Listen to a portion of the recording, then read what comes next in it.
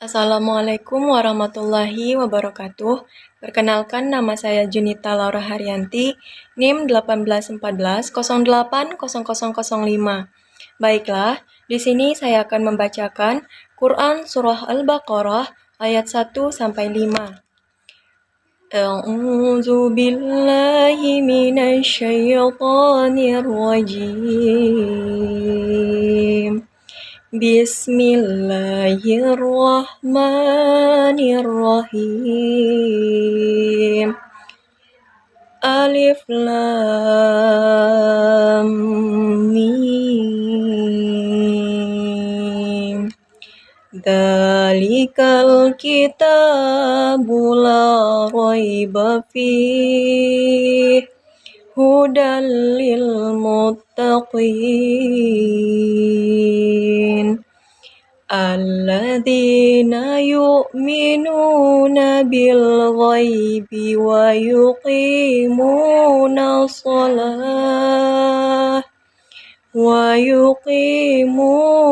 sholata wa mimma razaqnahum yunfiqun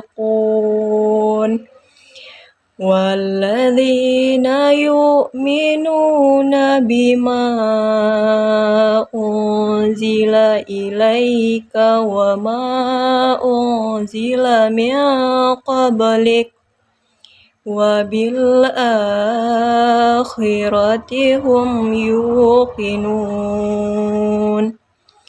ulaika ala hudam min rabbihim wa ulaika humul muflihun. Shadaqallahul azim. Baiklah, saya Junita Laura Haryanti akan menyampaikan materi mengenai indera dan alat optik. Indra manusia yang berupa mata, hidung, telinga, lidah, dan kulit merupakan indera yang digunakan untuk menanggapi rangsangan dari luar. Mata adalah indera yang mampu menanggapi rangsang cahaya. Hidung dapat menanggapi rangsang bau atau mencium aroma. Telinga menanggapi rangsangan suara sehingga manusia dapat mendengar. Lidah merupakan indera pengecap yang dapat merasakan rasa makanan yang dikonsumsi manusia. Sedangkan kulit mampu menanggapi rangsangan berupa rasa sakit, suhu panas atau dingin, dan tekstur kasar atau halus. Alat indera manusia akan berfungsi dengan baik jika yang pertama, saraf-saraf yang berfungsi membawa rangsangan bekerja dengan baik.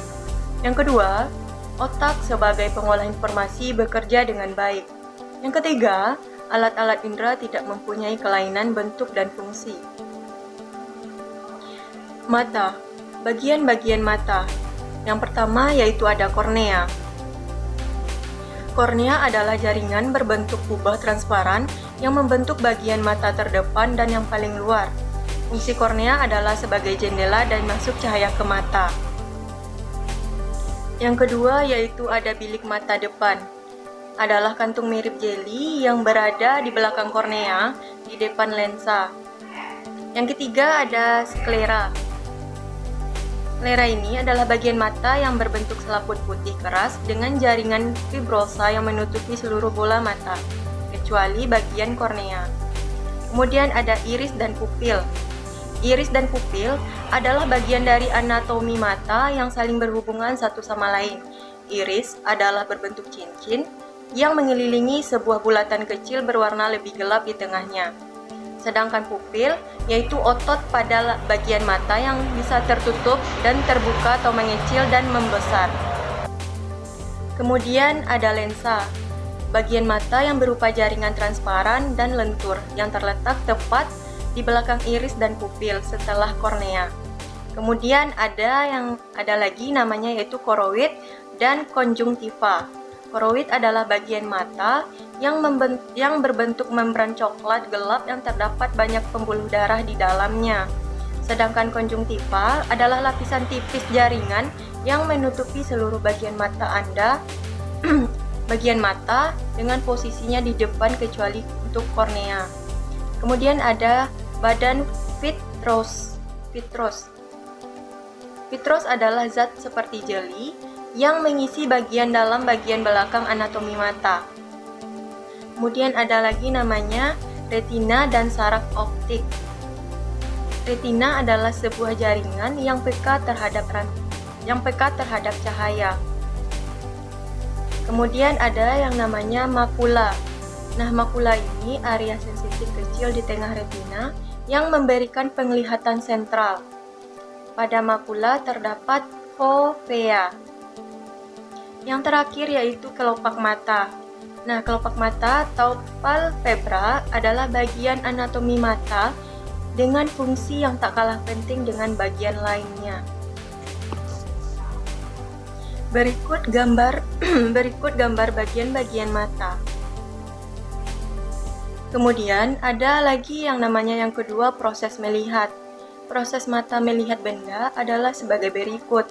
Yang pertama, cahaya yang dipantulkan oleh benda ditangkap oleh mata, menembus kornea dan diteruskan melalui pupil. Yang kedua, intensitas cahaya yang telah diatur oleh pupil diteruskan menembus lensa mata. Yang ketiga, daya akomodasi pada lensa mata mengatur cahaya supaya jatuh tepat bintik kuning. Yang keempat, pada bintik kuning, cahaya diterima oleh sel kerucut dan sel batang, kemudian disampaikan ke otak. Yang kelima, cahaya yang disampaikan ke otak akan diterjemahkan oleh otak, sehingga manusia bisa mengetahui apa yang mereka lihat. Yang ketiga, ada gangguan pada mata. Yang pertama ada rabun dekat, rabun jauh dan dekat, rabun senja, buta warna, katarak, juling, dan astigmatisme. Kemudian ada indera yang kedua yaitu telinga. Yang pertama kita bahas dulu bagian-bagian telinga. Ada bagian telinga bagian luar, ada telinga bagian tengah, dan ada telinga bagian dalam. Untuk telinga bagian luar, yaitu terdiri dari pinna atau lebih dikenal dengan daun telinga dan saluran telinga. Daun telinga yang berada di sisi kepala terbuat dari tulang rawan yang keras yang ditutupi oleh kulit. Fungsi utamanya adalah mengumpulkan suara dan menyalurkan ke saluran telinga, yang merupakan jalur yang mengarah ke telinga tengah. Kemudian ada telinga bagian tengah atau menghasilkan getaran yang baik. Nah, telinga bagian tengah ini rongga berisi udara yang mengubah gelombang suara menjadi getaran dan mengirimkannya ke telinga bagian dalam.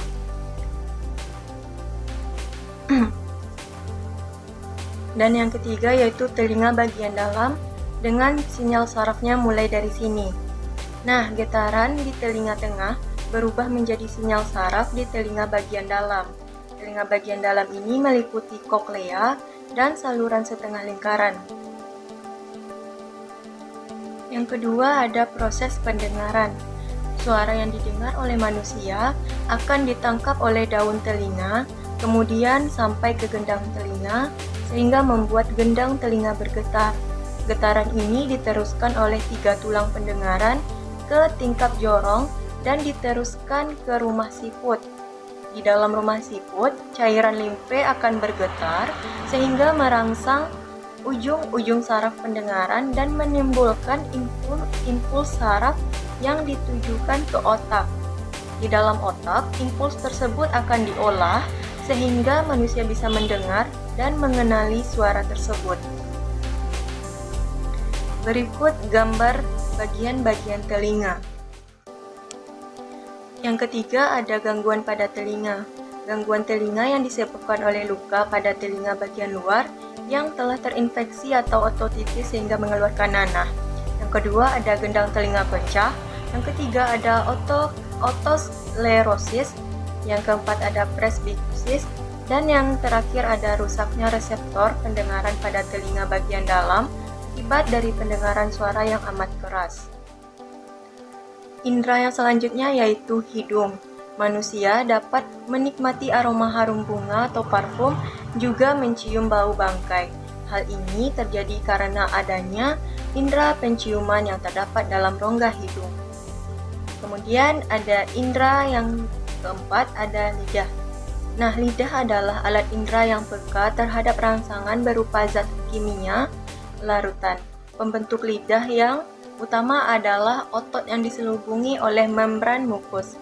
Gangguan pada lidah bisa disebabkan oleh makan atau minum sesuatu yang bersuhu tinggi atau terlalu rendah, sehingga lidah mati rasa, namun bersifat sementara. Kemudian ada pembahasan selanjutnya yaitu mengenai alat optik. Alat optik adalah alat-alat yang menggunakan lensa dan cermin untuk memanfaatkan sifat-sifat cahaya, yaitu dapat dipantulkan dan dapat dibiaskan cahaya tersebut.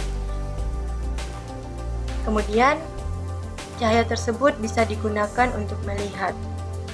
Ada macam-macam alat optik. Yang pertama, dibedakan menjadi dua jenis. Yang pertama ada optik alami dan yang kedua ada alat optik buatan. Alat optik alami seperti mata, sedangkan buatan yaitu kamera, lup, mikroskop, dan teleskop. Kamera, alat optik yang berguna untuk menangkap bayangan sebuah objek pada film. Bayangan pada film tersebut dapat dicetak dalam bentuk foto. Kemudian ada lup, yaitu kaca pembesar dengan alat optik yang terdiri atas sebuah lensa cembung. Lup dapat digunakan untuk memperbesar sudut pandang mata sehingga benda-benda kecil tampak menjadi lebih besar dan lebih jelas. Yang selanjutnya yaitu ada mikroskop. Nah, lensa positif dengan jarak fokus lebih besar dari lensa objektif disebut dengan lensa okuler, sehingga berfungsi sebagai lup untuk memperbesar bayangan yang dibentuk oleh lensa objektif. Dan yang terakhir ada teleskop, alat optik yang terdiri dari dua lensa positif, yaitu objektif dan okuler, yang digunakan untuk melihat benda-benda yang sangat jauh. Kemudian ada ayat Al-Quran yang terkait mengenai indera dan alat optik ini terdapat pada Quran Surah Al-Mu'minun ayat 78 yang artinya, dan dialah yang telah menciptakan bagi kamu sekalian pendengaran, penglihatan dan hati, amat sedikit bersyukur. Untuk keterkaitan mata dengan bidang biologi yaitu bisa kita lihat melalui molekul pigmen pada mata yang bervariasi. Salah satunya yaitu opsin. Pigmen lain yang seperti melanin digunakan untuk melindungi sel fotoreseptor dari cahaya yang lolos dari samping. Baiklah, untuk pembahasan selanjutnya yaitu mengenai sistem sonar pada makhluk hidup. Pengertian sistem sonar. Sonar singkatan dari bahasa Inggris Sound Navigation and Ranging, merupakan istilah yang berarti penjarakan dan navigasi suara. Adalah sebuah teknik yang menggunakan penjalaran suara dalam navigasi atau mendeteksi keberadaan suatu objek. Sistem sonar ini bisa kita temukan pada hewan-hewan atau makhluk hidup lainnya. Pemanfaatan pada makhluk hidup terdapat pada dua hewan. Yang pertama, kelelawar. Untuk terbang dengan arah yang benar, kelelawar menggunakan sistem sonar. Terbang di tempat-tempat terpencil, namun bisa berbelok dengan kecepatan yang tinggi. Kelelawar sangat jarang menabrak dinding atau tembok di hadapannya. Kelelawar mengeluarkan bunyi frekuensi yang tinggi atau bunyi ultrasonik sebanyak mungkin. Kemudian, ia mendengarkan bunyi pantul tersebut dengan pendengarannya yang tajam. Dengan cara tersebut, kelelawar dapat mengetahui benda-benda yang ada di sekitarnya, sehingga kelelawar dapat terbang pada saat keadaan gelap tanpa menabrak benda-benda di sekitarnya. Kelelawar merupakan hewan yang mampu mendengarkan bunyi ultrasonik dengan frekuensi di atas 20.000 Hz. Kelelawar ini dapat mengeluarkan gelombang ultrasonik pada saat ia terbang. Gelombang yang dikeluarkan akan dipantulkan kembali oleh benda-benda atau binatang lain yang dilewatinya dan diterima oleh suatu alat yang berada di tubuh kelelawar. Kemampuan kelelawar untuk menentukan lokasi ini disebut dengan ekolokasi.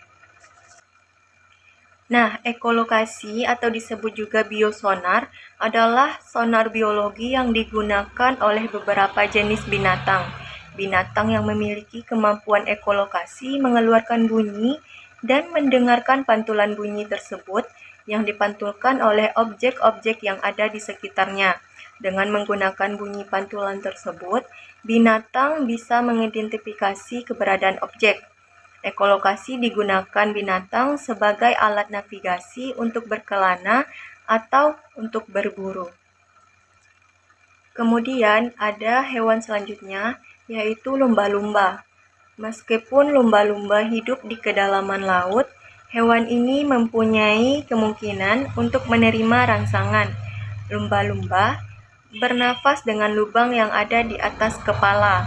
Di bawah lubang tersebut terdapat kantong-kantong udara yang menghasilkan bunyi dengan frekuensi yang tinggi.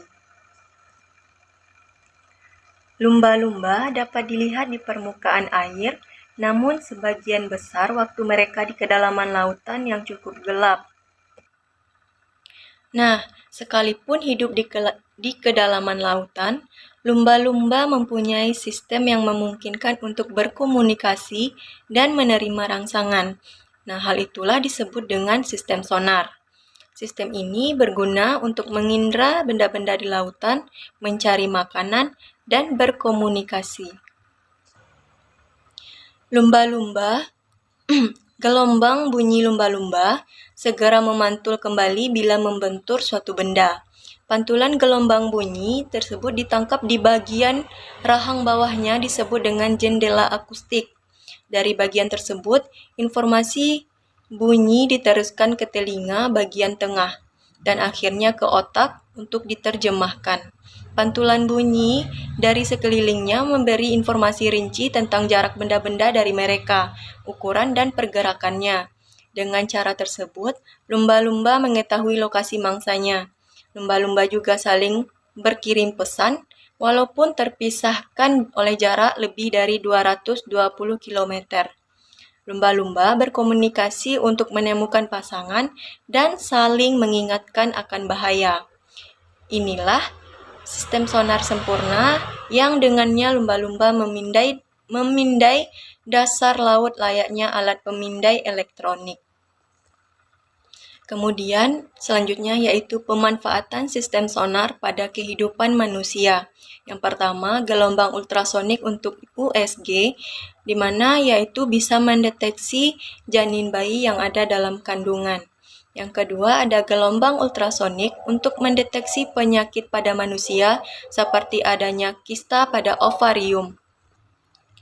Dan yang ketiga, ada untuk menentukan kedalaman lautan dengan memancarkan bunyi ke dalam air.